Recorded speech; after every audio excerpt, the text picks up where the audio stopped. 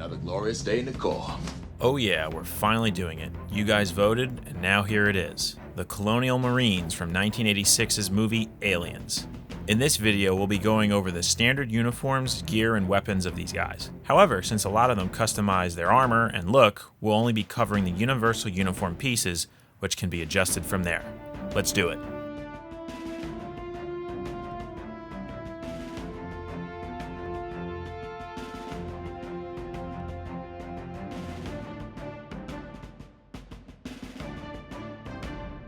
As in some of our previous videos, you can find times in the description for certain uniforms as well as links to direct sites and sources for pieces and info. Just on a side note, being that there are a lot of parts and pieces involved, there may be a thing or two that is still somewhat contested in the alien costuming community. So that being said, we're going based on what most people agree upon, but always remember that some of the more nuanced pieces may be identified as something else down the road. Additionally, with some of the more detailed items such as the dropship helmets incorporating various small pieces, this video will be a sort of starting point, with more specific information as far as sources and more intricate details being found on forums and other sites. Because many of these pieces were from the 70s and 80s, a lot of things aren't readily available and will require a bit of hunting and waiting, not to mention a good amount of money in some instances. Okay, now we can actually get into it. Founded in 2101, the main goal of the United States Colonial Marine Corps, USCM for short, is to maintain stability throughout United States signatories and off-world outposts and colonies. First appearing in the 1986 movie Aliens, a sequel to the original movie Alien, which was released 7 years prior, they have since appeared in various comics, books, and video games. This video will be covering their looks specifically from the original movie. But before that, let's tackle their weapons. Starting off, we have the M41A pulse rifle, the main go-to firearm of the Colonial Marines. These were designed by director James Cameron, who originally had the idea of basing it off the MP5A3, but due to certain issues such as a smaller muzzle flash, they were built from 3 other weapons. The M1A1 Thompson, used for the primary function, the Remington Model 870, which was used for the lower pump-action grenade launcher, and the foregrip and heat shield of the SPAS-12. The production of Aliens saw quite a few versions made, with a bit of debating regarding their color and total number. There are 3 known versions of live firing, but only 1 true hero. Anyway, another interesting bit was the controversy surrounding the original color of these weapons, as screen-used ones were actually painted Humbrol 170 Brown Bess, but due to lighting and the production process, appear as a more olive green in the final film. Since then, however, the olive green has become the standard look for them. So where can you get these? Well, they're quite easy to source, as they're available through airsoft companies, Pepakura files, 3D print files, and just replica props. However, depending on how detailed you want to go will cost you a bit more. Aside from their primary fire, these also had the U1 grenade launcher, with the option to fire various types of explosives. The most common was the M40 high explosive dual purpose grenade, or just HEDP for short. Seen briefly in the film, these grenades were small silver cylindrical shaped devices. These were actually aluminum 12-gauge snap caps with slots and cuts machined into them. A click cap was then placed on the top, along with a red cap to cover it. Supposedly, there were a few hero versions made, with some wooden ones made for background and stunt purposes as well. Acquiring these are easy, but machining the right grooves is another story. Other options are resin copies or 3D printed ones. Next up is the M56 Smart Gun. Seen being used by only 2 members of the Marine Detachment, Private Drake and Private First Class Vasquez, these machine guns are made up of 4 parts: the actual gun, the stabilizing arm, the smart harness it's mounted to, and the headpiece. These were made up of a World War II German MG42, the foot pegs of a Kawasaki AR-125, which is seen on the barrel, a 1981 Kawasaki KPZ-750 left-sided control panel, which was repurposed for the front controls, a brake lever from a 1976 Husqvarna Magura, and an Edison Giocattoli 3-in-1 secret agent toy gun, which was used as a battery for the M56. These are available through a number of sources and will vary in cost depending on materials and how authentic you want to go. The stabilizing arm and vest are actually that of a Cinema Products Model 3A Steadicam. Originally used to mount cameras for taking smooth tracking or moving shots, these are perhaps the hardest item to find, as they are early generation Steadicam arms. Every smart gun operator wears an eyepiece, which serves as a tracking system. These were made up of the following: a Bayer Dynamic HM560 headset, an 18mm Pentax 110 lens, the scope from a G1 Megatron Transformers toy, an Olympus OM T28 macro flash unit with swivel, a Vivitar 2500 flash unit, specifically the blue disc which connects the earpiece to the headset, a LEMO connector, and a Nutric NCL-NECF connector, which is used to connect the headpiece to the smart harness. In the description below, you can find a link to an in-depth thread on the replica prop forum of one such build, filled with detailed photos, references, and a ton of info. The next well-known weapon is that of the M240 incinerator unit, aka the M240 flamethrower. With the bulk of these being fabricated by the production, these also included parts from an M16A1, an M203 grenade launcher, and a Henson 4HK hydraulic hose fitting. For filming, a few fully functional ones were made that were based on liquid fuel sources rather than gas, which many movie productions utilized. Much like the other weapons, people have made their own from original parts or airsoft guns, but the easiest route for this is to 3D print it. Moving on, we have the standard sidearm of most Colonial Marines, which is that of the HK VP70M, which was selected as it looked the part in that it had something of a futuristic design. These are seen only briefly in the film, as they remain mostly holstered by the Marines. The only exception to this is Vasquez, who uses a Smith & Wesson 39 with ivory grips. In canon, it is explained that this is an older model sidearm, which has been recently replaced by the VP70s. Finally, we have the shotgun used by Corporal Hicks in the Hive scene, which he uses for close encounters. This is actually a sawed-off Ithaca Model 37 with an M40 grip wrapped in duct tape. This is said to be a family heirloom, explaining why such an old weapon is still being used in the future. And rounding things off, we have the knife. There were technically two knives in the movie, the standard issue one, which isn't really seen, and Hudson's knife, which is well known because of the scene with Bishop. The standard knife is this scale mead survival knife with a shiny finish. However, an easier one to source is the Explorer Night Raider, which is practically identical but instead has a black finish. Now, regarding Hudson's knife, its identity has been debated for quite a while, but most now agree it is that of the Explorer MM4, which is itself something of a Gerber Mark II clone, which has caused quite a bit of confusion over the years. Though originals are a bit hard to source, various rubber replicas and stunt versions are available.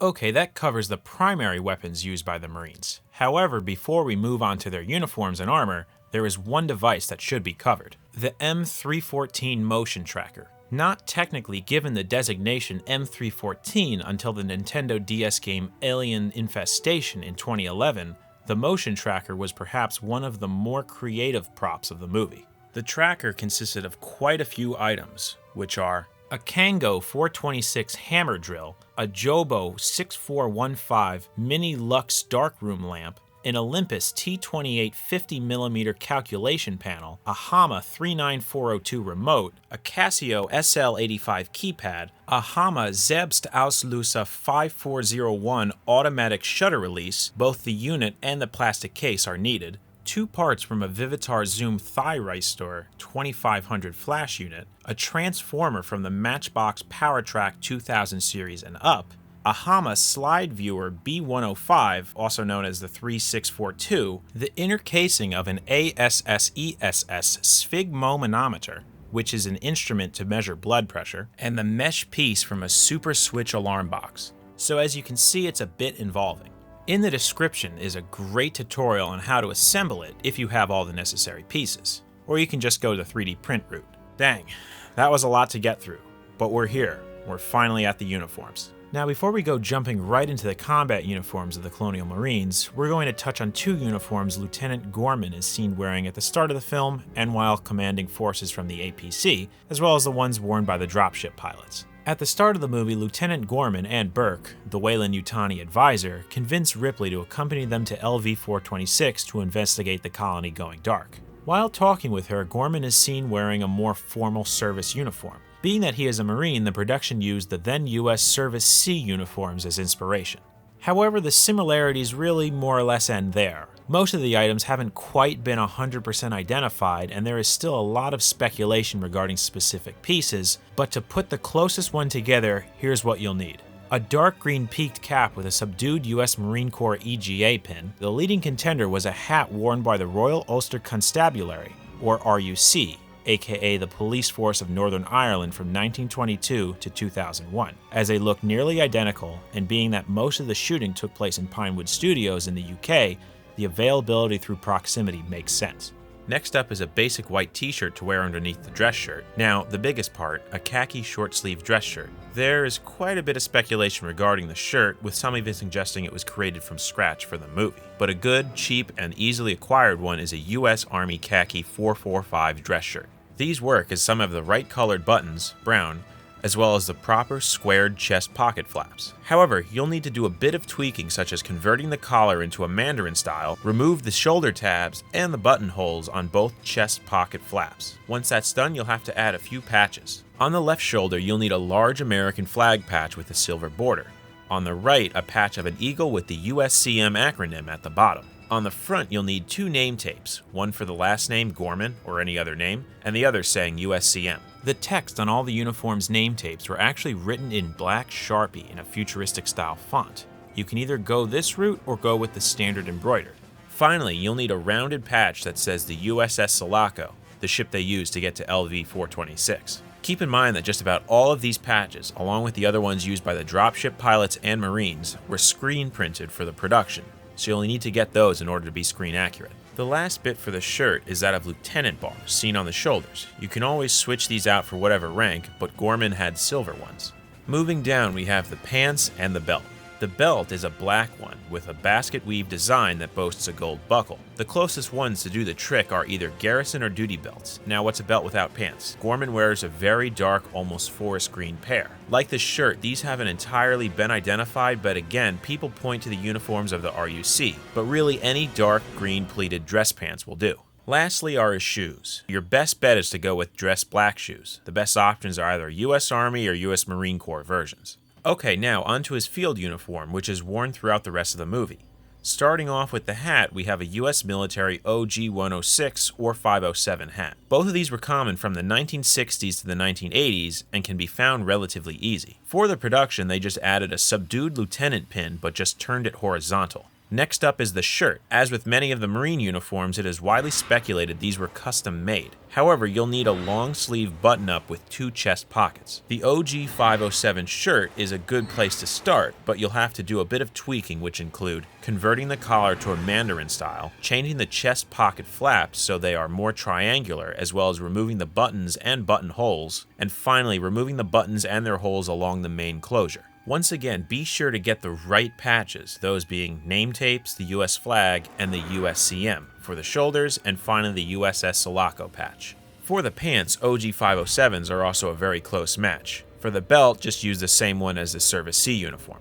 While inside the APC, Gorman wears a coat over his main uniform. This was more than likely the US M65 field jacket. These will require a bit of modification, such as removing the shoulder tabs, replacing the main zipper with an all-black one, removing the zipper on the collar, which is used for attaching the hood, and reinforcing the inside of the collar by attaching a stiffener, which adds a few stitches to it. It's hard to see how many rows are added, but it appears to be between 6 and 8. Then, once again, add the necessary patches, which are name tapes, the US flag, and USCM shoulder patches, as well as the USS Sulaco patch with the Colonial Marines lower tab underneath. Over this jacket, he wears a pistol belt, which appears to be just a custom-made green belt with a Fast-X style release. On it, he has a VP-70 holster. Also, while in the APC, Gorman used a customized Racel Amplivox Minilights headset, which was painted in Humbrol 170, aka the brown best color.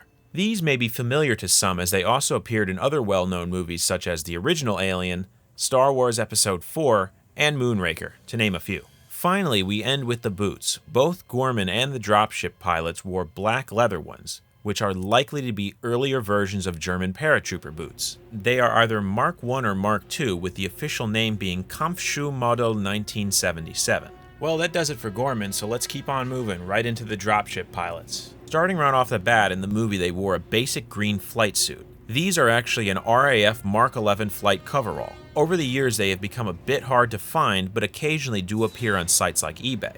On it, a few patches are present. On the left shoulder is the American flag patch, as well as rank chevrons. On the right is a rounded patch with the USS Sulaco, as well as a lower US Colonial Marines tab. Over the right chest pocket is a name tape and finally a patch saying Victory by Wings next to the left chest pocket.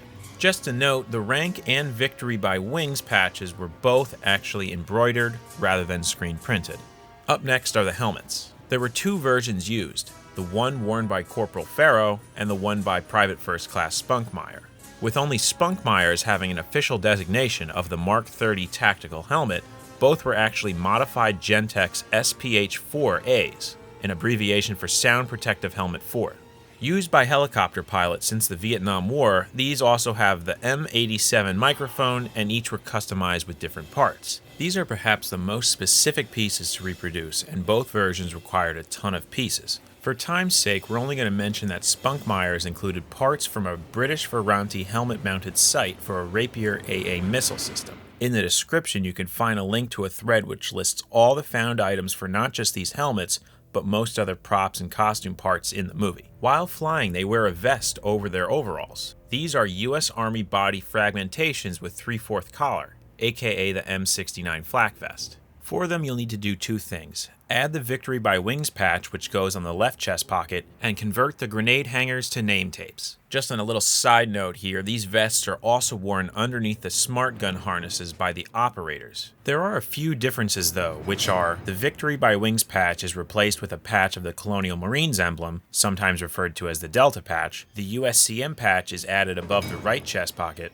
and the US flag patch added on the left. Finally, to complete the Dropship Pilots uniform, you'll need the same Fast X style belt Gorman wears, the VP70, and its holster. Okay, now, let's rock! With the combat uniforms. Let's start off with the simple piece, the undershirt. Every Marine wore one, even if they turned them into a tank top. Although some Marines wore basic gray shirts, the most common one was a darkish green-brown looking one. Because of the lighting, the color appears to change from scene to scene, but the most likely color was a standard olive green. However, a mid-brown shirt can also work. Next up are the camouflage uniforms. These are rather interesting as both the camouflage and uniform cut share names with real-world items. The camouflage is called multi-cam. Now that's spelled like this and not like Cry Precision's multi-cam. The uniform is referred to as the BDU, which stands for Battle Dress Utilities and not uniform, like the ones the US military used for a number of years. Anyway though, this pattern was seen on 3 pieces: pants, a jacket, and a helmet cover. Created by CNJ Costumers of London, many have speculated this camo was based on 2 patterns. The brown dominant side of the US Marine Corps frogskin pattern of World War II because of its color, and the US ERDL because of the shapes. Regardless, it was custom made for the production, but there are a few makers who offer genuine recreations. The 2 main sellers are Spatcave and Chef's Creations. Links to their sites will be in the description. On the left shoulder, you'll need the large American flag. Below was the wearer's rank chevrons in black and gold. These would have been US Army surplus and thusly embroidered. On the right shoulder, you'll need the USCM patch. Worn on the left chest pocket by Marines with the rank of Private and Private First Class was the USS Sulaco patch with the lower US Colonial Marines tab. Alternatively, any Marine with the rank of Corporal and above wore the Delta patch. Then you have the 2 name tapes. Every Marine wore a standard US khaki belt with a basic black open-faced buckle. These originated around World War II, so reproductions and originals are quite readily available.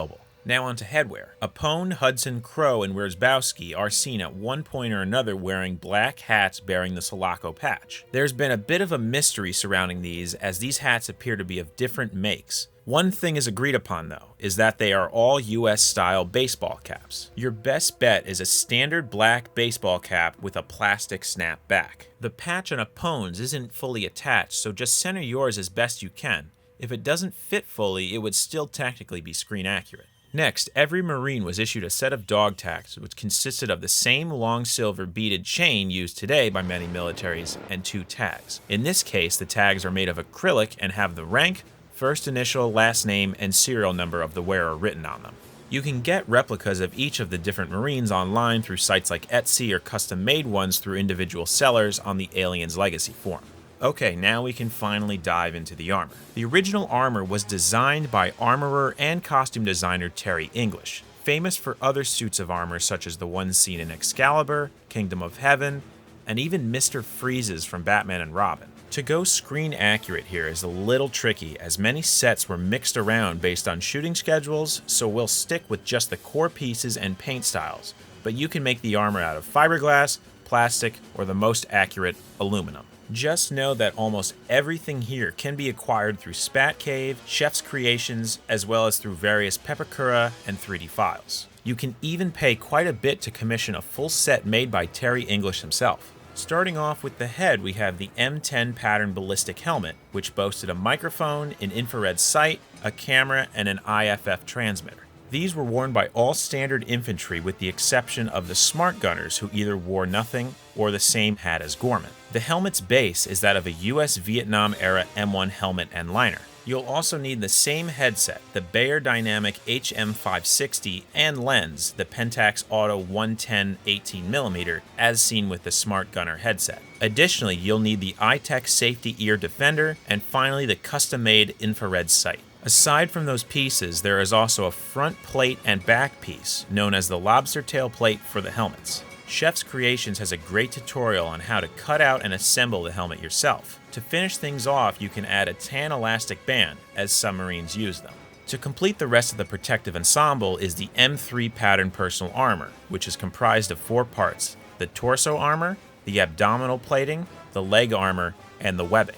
Being that this piece was custom made for the production, there was no real-world found pieces associated with it. The torso section featured 3 brackets on the back so users could attach IMPs, or individual Marine packs, which weren't featured in the film. Additionally, on the back left shoulder was another mounting bracket for the TNR shoulder lamp. These were essentially flashlights, which could also be connected to the armor for hands-free use. They were made up of the following: a Technisub La Cipro Technique diving lamp, a Reflecta Model 3002 video lighting lamp, and a Super Switch intruder alarm box. Be sure to line the inside, both the armor pieces and the lobster tail, with foam.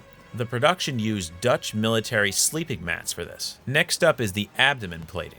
These were custom made, comprising of a black pad and 2 armor pieces, one by the abdomen and another down towards the groin area. The leg armor is comprised of 4 pieces, 2 for each leg. Much like the torso armor, they snap and fasten together. All the actual armor parts were originally supposed to be painted to match the BDUs, but English forgot the swatch of fabric and instead sort of winged it. Luckily, James Cameron found the 2 camouflage patterns aesthetically appealing, and so the pattern stayed. The colors used are all Humbrol brands and are as follows: number 30 matte dark green, number 33 matte black, number 63 matte sand, and number 147 matte light gray.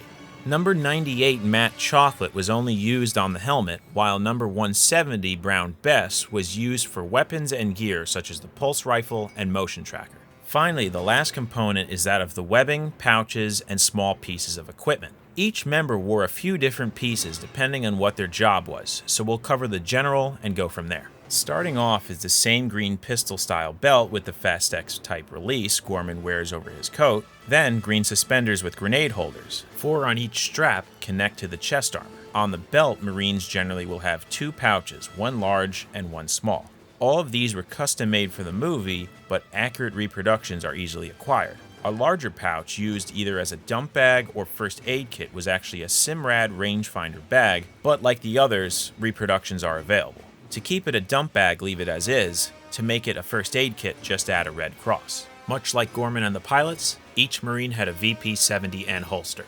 Hanging off some belts was a tool made up of the same Edison Giocattoli 3-in-1 secret agent toy gun used for the smart gun battery, just painted in 170 brown bess. Used by Marines later on to seal doors is the ME3 hand welder. These were mostly made up of custom parts, but a large portion of it was made up of a 50mm Hama 5507 remote camera grip. Finally, briefly used by Apone were infrared binoculars, which were German Faro D51, aka BM8208 night vision goggles. These were painted in the same brown bess color as the pulse rifles and had the head harness removed. Moving on from the armor are the standard issue wristwatches, which were Psycho Pulse Meter S234 5000 series, with the yellow areas simply painted black. And finally, on the feet, they used standard US jungle boots. The most prominent one was the 3rd pattern, which had the Vibram soles. Okay, that'll do it for this one. If you're looking for references and more information to customize the armor to that of one of the Marines, you can check out the Aliens Legacy forum. While researching these pieces, that site was immensely helpful. There you can find tons of info ranging from specific character looks to tutorials on how to make certain pieces and everything in between. Additionally, check out Chef's Creations and Spatcave for more tutorials and to pretty much source replicas of just about everything you'd need. Hopefully this video was helpful and entertaining, and for those of you who stuck around until the very end, we really appreciate it. Be sure to like, subscribe, and check back regularly for more Uniforms of the Screen right here on Uniform History.